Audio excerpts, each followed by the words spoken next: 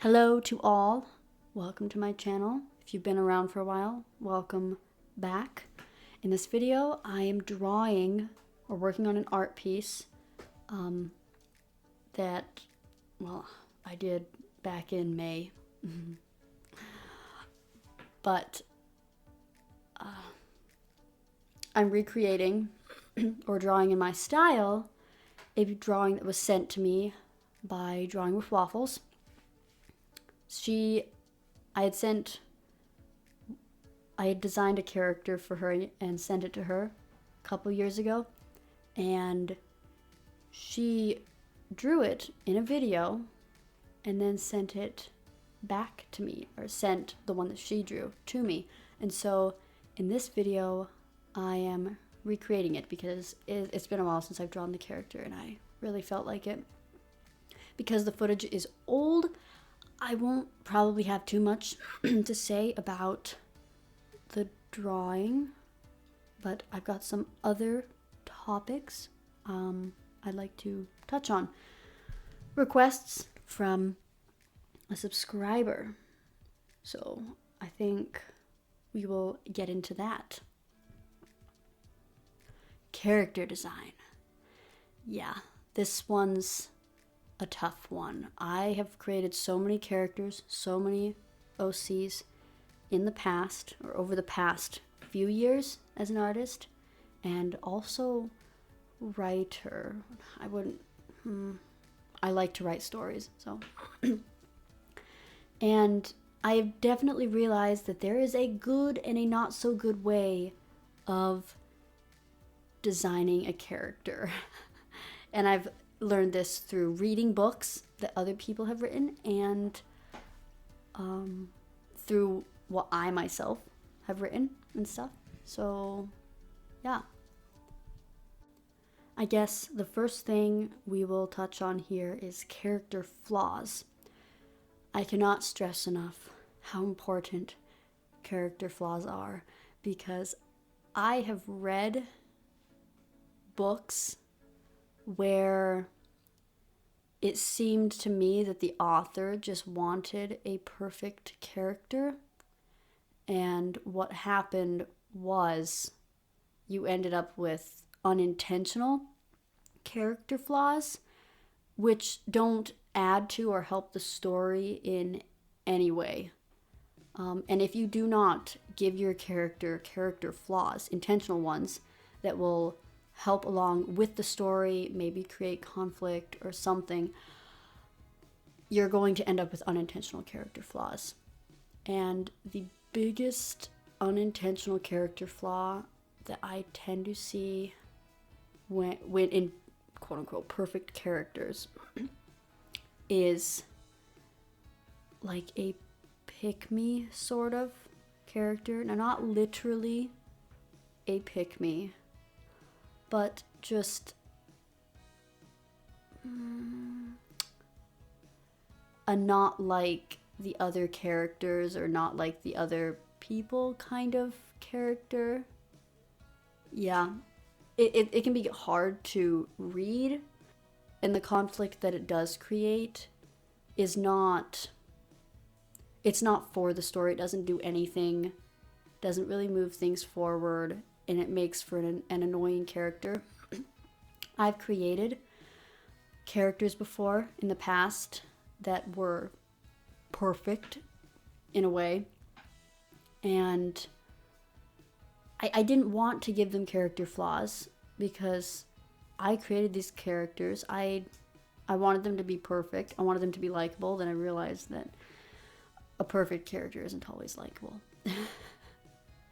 So I've read books with amazing character flaws and character development that, I don't know, it's just a work in art in and of itself. And one of my most favorite ones so far that I've read is Jane Eyre. Yeah, I know. That one's a really good book. The character development, all the characters' development, like, it's a work of art. For it being an old classic, I was surprised at how easy it was to read. The way it's written is beautiful, you know. So That's a good one. I could mention books that show bad examples of character design, but I don't really want to. I don't really want to put them in a bad light. But I'm sure you guys know what I mean. Yeah, character flaws are important. Can't stress that enough. They don't even have to be like super terrible. Like I have a character. Her name is Conradine Halibeth, okay? In the story I'm writing. And she has an extreme character flaw. She is a snob, okay? She's the main character, but she's a snob. She's kind of stuck up. She doesn't realize it. She thinks she's a good person, but she's actually quite stuck up. The reason she's stuck up, and she thinks that this pride that she has in herself, this ego, she thinks it's good because she has the status for it. She's wealthy. So in a way, it suits her, and yet at the same time, it's not right. And she realizes that later on, you know, she improves. There's that kind of character flaw. And then there are subtle character flaws. Like, for instance, Lady Emiraya, that character of mine, her flaw would be on the shyer side. Not shy. She's not shy. She's very introverted to the point where she can come across as arrogant and almost Darcy-like. But she's just had a lot of experience with people treating her wrong. So she finds it difficult to try to make friends or talk to people.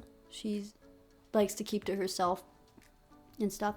So, you know, they help move the story forward, and your character can improve on themselves, get better. Character flaws really help. And I know this is mostly talking about not so much the physical appearance of the character design. It's more so like the internal character design aspect of it. But I will say the internal character design is automatically going to make your character so much better. As for outer character flaws, as for outer character appearance and stuff, I find the biggest thing that helps me is that less is just enough. It really is. If you go overcomplicated with your colors, your design, the design's going to be a lot harder to remember. It's not going to stick with you as much. But having like those specific colors that like, oh, that's that that's that character, or it's easier to draw off the top of your head. It just creates for a more memorable character. Like in the example I have here, when I designed this character, her name is Ren. Yeah, I decided not to go overboard with the colors.